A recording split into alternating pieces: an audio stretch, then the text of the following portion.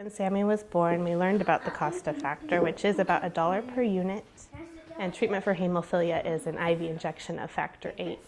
We started treatment where you give huge doses of the factor to overcome the immune system, so his dose would be 1,500 units a day. So $1,500 every day, which is just mind-boggling.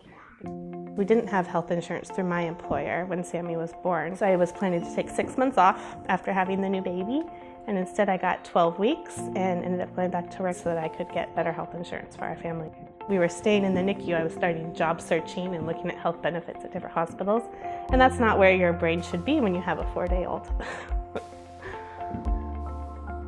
The diagnosis of hemophilia is shocking for a family, understanding the level of care a child is going to need, and to know that this care is not going to be just for a few months or a few years, but it's for a lifetime.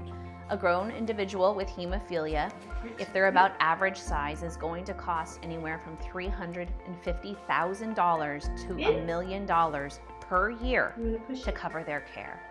And this is why access to proper insurance for an individual with hemophilia or a bleeding disorder is critical.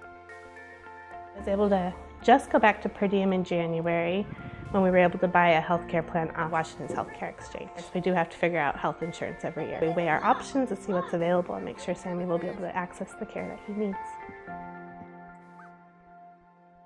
One of the most important things that we do at the BDFW is fight for access to care for our folks. It is critical that you are out there working with your legislators on both a state and a national level, educating them on the importance of managing this condition so that these kids can have beautiful lives. Hemophilia or whatever chronic disease you have, you need to have access to health care as a right. It shouldn't just be a privilege. So that's something I'm very passionate about. I don't think people should have to be worrying about health care bills when they're suffering the crisis of their lives.